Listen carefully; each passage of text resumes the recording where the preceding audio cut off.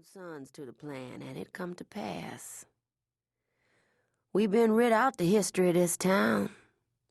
They got a metal marker down to the courthouse tell a crazy twisting of what really happened Easter Sunday 60 years ago.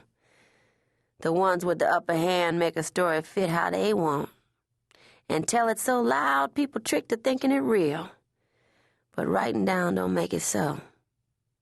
The littlest colored child in Colfax, Louisiana, know better than to speak the truth at that time out loud.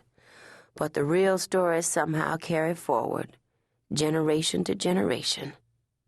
Those of us what was there catch a retold whisper, and just the mention got the power to stir up those old troubles in our minds again like they fresh, and the remembering lay a clamp over our hearts. But we need to remember. Truth matters. What our colored men try to do for the rest of us in Colfax matter. They daren't be forgot.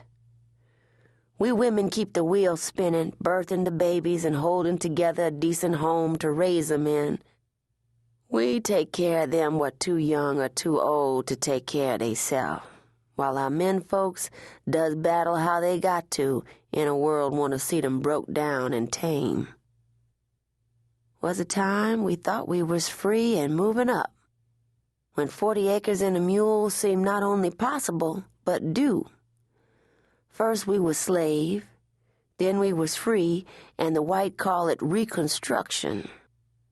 We had colored politicians, yes we did.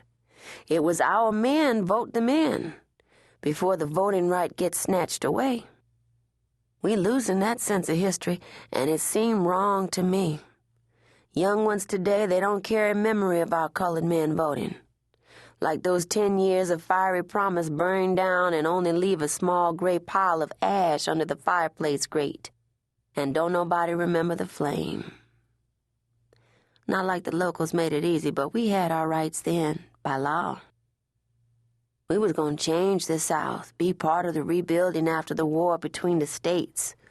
We owned ourselves and was finding our voice to speak up.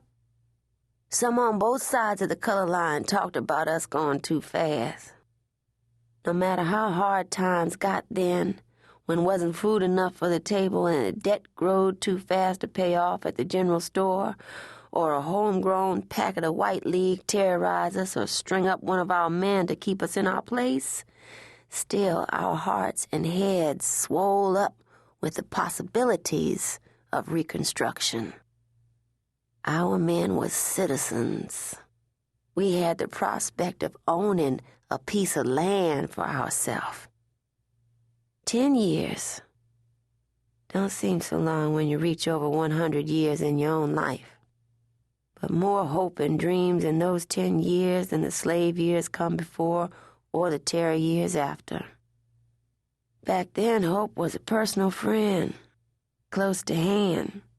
Seemed anything could happen. Seemed we was on a road to be a real part of America at last. I think on those colored men in the courthouse every day. They was brave, from my way of seeing, dog bones set to fight for an idea, no matter the risk. Not all the old ones see it the same. Lucy used to say by stepping up, the colored courthouse men bring the white man down on us. But what foolishness is that? Some white folks never change from thinking on us as their own personal beasts of burden, even after freedom. Those ones down on us already. But we got the strength to outlast whatever trials is put before us. We proved it. There's a special way of seeing come with age and distance, a kind of knowing how things happen, even without knowing why. Seeing what show up 1 or 2 generations removed, from a father to a son or grandson, like repeating threads weaving through the same bolt of cloth, repeating scraps at the foot and the head of a quilt. How 2 men never set eyes on each other before, and different as sun and moon, each journey from Alabama to Louisiana, and come to form a friendship so deep their families twine together long after they dead.